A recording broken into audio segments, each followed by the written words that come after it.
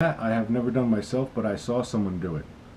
I met a being, and I was at a bar with him, and he pulled out a cigarette and stuck it in his mouth, and then I reached in my pocket to grab a lighter to light it for him, and then he pulled out a lighter, held it upside down, and just waved it past his face, looked right at me, and then the cigarette lit up. And he never flicked the lighter. He had it backwards in his hand, and just went like that, and looked at me, and then the cigarette just glowed and lit right up. And I questioned him about that. I said, "Did you just do that?" And he said, "Yeah, I can do little things like that." But anyway, there are people out there that can help us with that. So the human, and basically, what these beings need to see is that, you're not gonna, no one's gonna fly off the handle when they're getting exposed to magic at this level. And we also have to create a place to do all these things and to learn about this stuff, which the website and the quantum computer is a good start, and then we're going to get into talking about actually doing this in castles all around the planet.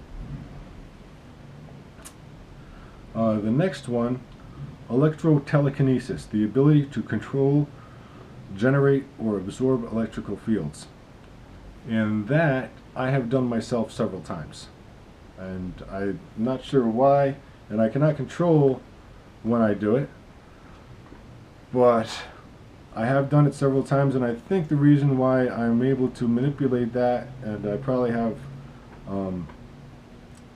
that ability, is because I've been working as a journeyman lineman for 13 years, and I've just been around electricity a lot, so maybe I have some kind of connection with it. I don't know, but that's real. Plus I'm in communication with Nikolai Tesla, so I think he might be, playing little tricks here and there. Shape-shifting, the ability to transform into another form or entity. And I have witnessed shape-shifting probably about 1,000 times, and it happens different ways.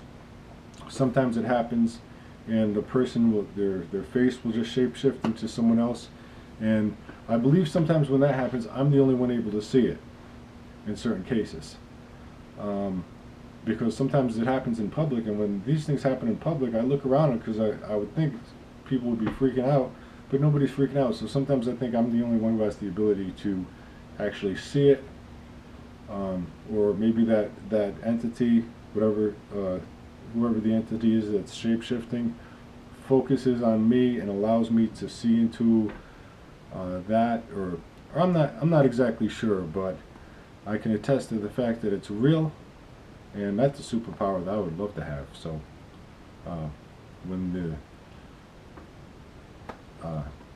I think we should all get it, and I know, and there are tons of people that do it, and I also actually I've seen a human being turn into an insect before, and that was really something else. So that stuff is real.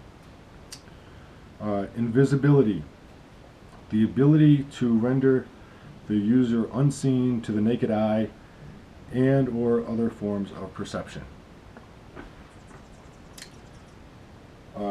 I know I've witnessed that many times, and I know people that can do it, but we just have to see that people are going to be, they don't want to exhibit some magic abilities, and then the cops go out giving them tickets and everything else. So we just have to unite and work with the truth and bring this spiritual development in this magic forward. The next, now this next one, dowsing, the ability to locate specific elements, objects, or energy fields. Dowsing, that is taught, well, it used to be taught, I learned as an apprentice in the IBW how to dowse and how to locate power lines by dowsing, but you can use dowsing for locating power lines, water, gold, you can use it to check if your Merkaba is active, all sorts of stuff. But that is an excellent superpower to gain and exercise. Another one, superhuman tracking or pathfinding, the ability to track an individual or object through supernatural means. And that would be an extremely helpful thing to have and be able to do.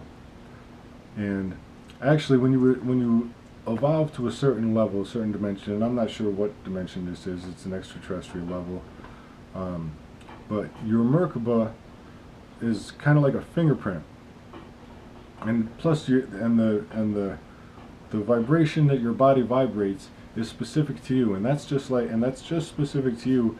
And there's extraterrestrial life in the universe that can see that anytime they want, and you can spiritually develop to locate another being anytime.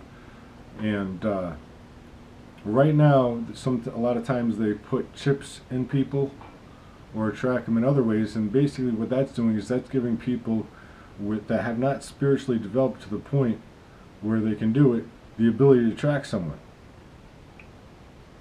So basically what we want to do is replace the beings that are doing with technology to the beings that have spiritually developed and can do it naturally using white magic and the laws of creation and the laws of the universe. Cross-dimensional awareness. The ability to detect actions and events in other dimensions. Now that, I do that all the time. I do that every day myself. And the website, again, under that link right there, we'll have it in the bag. So, and it's very important. We'll be in a state of freedom when we do that. Simple as that. Dimensional travel, the ability to travel between two or more dimensions, realities, or realms.